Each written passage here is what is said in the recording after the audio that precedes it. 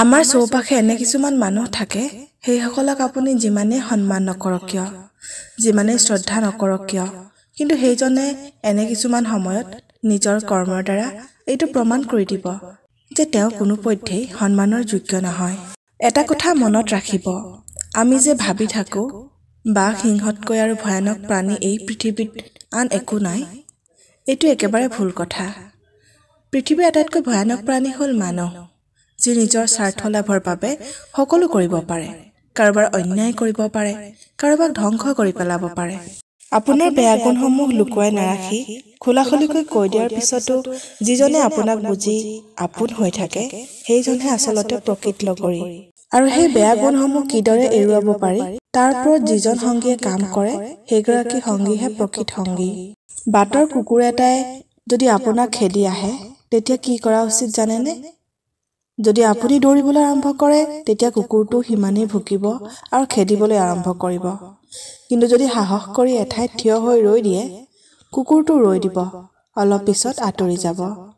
ঠিক তেনেদৰে জীৱনটোত অহা সমস্যাটোক দেখি যদি দৌৰিবলৈ বা পলাবলৈ আৰম্ভ কৰে তেতিয়া সমস্যাই আৰু খেদিবলৈ ধৰিব। কিন্তু যদি আপুনি সমস্যাটোৰ মুখামুখি হৈ সমাধান কৰিবলৈ চেষ্টা কৰে তেতিয়া নিশ্চয় সমস্যাটোৰ সমাধান ওলাব। সেইবাবে কাৰোবাক ভয় কৰি নহয়, সাহসেৰে জীয়াই থাকিবলৈ শিকক। কেইটামান প্ৰকৃত সত্য। জীৱনত কৰা ভুলে মানুহক শিক্ষা দিয়ে, দুখ যন্ত্ৰণাই মানুহক ধৈৰ্য ধৰিবলৈ শিকায়, অভিমানে আপোনজনক দূৰলৈ লৈ যায় আৰু বাস্তৱতাই মানুহক জীয়াই থাকিবলৈ শিকায়। মনৰ পৰা যিটো ভাল লাগে, মনে যি বিচাৰে তাকেই কৰক। আপোনাৰ বিষয়ে আনে কি কয়, কি ভাবে সেইবোৰত মূৰ ঘমাই লাভ নাই। যিহেতু আপুনি সকলোকে কেতিয়াও সুখী কৰিব নোৱাৰে, গতিকে পৃথিৱীত থকা দিনকেইটাত নিজৰ মতে জীয়াই থাকি জীৱনটো উপভোগ কৰক।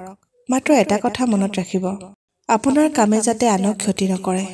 এটা কথা মনত ৰাখিব, চিন্তা আৰু পানী সদায় পৰিষ্কাৰ হোৱা উচিত।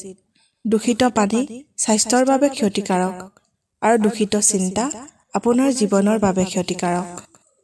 আনে যদি আপোনাক অহংকাৰী বুলিও কয়, কবলৈ দিয়ক, মাথো য'ত ভাল নালাগে তাত নাথাকিব, যিটো মন নাযায় সেইটো নকৰিব, যাৰ লগত ভাল নালাগে তাৰ লগত নাথাকিব। নিজক কষ্ট দি আনৰ বাবে কাম কৰি থাকি একো লাভ নাই। এটা কথা মনত ৰাখিব, দুখ মানুহৰ আটাইতকৈ ভাল বন্ধু। যেতিয়ালৈকে লগত থাকে আমাক জীৱনৰ প্ৰকৃত শিক্ষা দি যায়, আৰু যেতিয়া এৰি যায় তেতিয়া সুখ দি থৈ যায়। ৰূপ থাকিলে কি হ'ব যদি চৰিত্ৰ ঠিকে নাথাকে? আবেগ থাকিলে কি হ'ব যদি বিবেক ঠিকে নাথাকে? আৰু শিক্ষা থাকিলে কি হ'ব যদি ব্যৱহাৰ ঠিকে নাথাকে? সেইবাবে চৰিত্ৰ, বিবেক আৰু ব্যৱহাৰ ঠিক কৰাত গুৰুত্ব দিয়া উচিত।